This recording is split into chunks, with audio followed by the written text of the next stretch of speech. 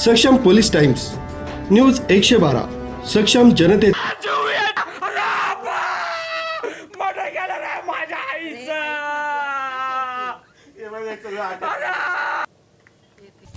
नाशिकमधून खळबळजनक बातमी समोर येत आहे।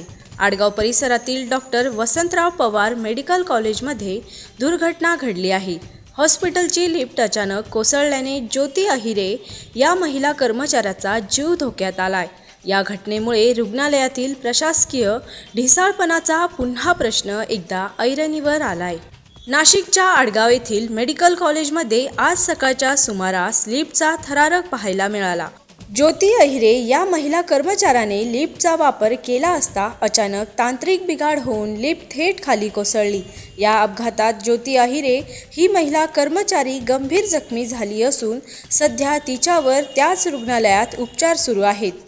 ज्या ठिकाणी शेकडो रुग्ण आणि त्यांचे नातेवाईक दररोज लिफ्टचा वापर करतात, तिथे इतकी मोठी दुर्घटना घडतेच कशी? लिफ्टचे मेंटेनन्स नियमित केले जात होते का, की प्रशासनाच्या डोळे झाकपणामुळे हा अपघात घडला, असा संतप्त सवाल उपस्थित केला जात आहे।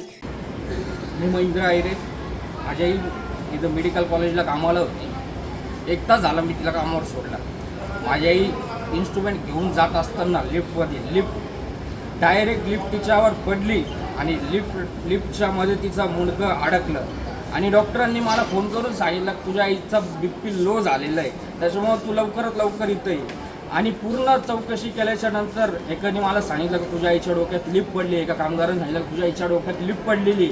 तर मी पूर्ण मला घुसू देत नव्हते, मध्ये बघू देत नव्हते। एक सुद्धा डॉक्टर मला सांगत नव्हता माझ्या आईला झाला काय म्हणून असं। मी पूर्ण चौकशी केल्याच्या नंतर तिथं पूर्ण रक्त सांडलेलं होतं। त्याच्यावरून माझ्या लक्षात आलं की माझी आईची जी मान आहे तर पूर्ण त्या लिफ्टमध्ये अडकलेली, त्याच्यामुळे माझ्या आईचा जीव गेलेला आहे। आणि इथले लोक सगळे खोटं बोलतात, एकही जण व्यवस्थित काही सांगत नाही आहे। पूर्ण एक सुद्धा डॉक्टर व्यवस्थित काही सांगत नाही आहे मला। डॉक्टर बोलतं आहे का तिचा BP लो झालेला आहे, पण BP काय वगैरे काही लो झालेलं नाही, त्याचा श्वास सुद्धा बाहेर निघत नाही। माझ्या आईचा जीव गेलेला आहे आणि हे आम्हाला येड्यात काढू राहिले। या घटनेनंतर रुग्णालयातील कर्मचारी आणि रुग्णांच्या नातेवाईकांमध्ये भीतीचे वातावरण पसरले आहे। सुदैवाने या लिफ्टमध्ये गर्दी नव्हती अथवा मोठी जीवितहानी झाली असती। या प्रकरणाची चौकशी सुरू करण्यात आली आहे।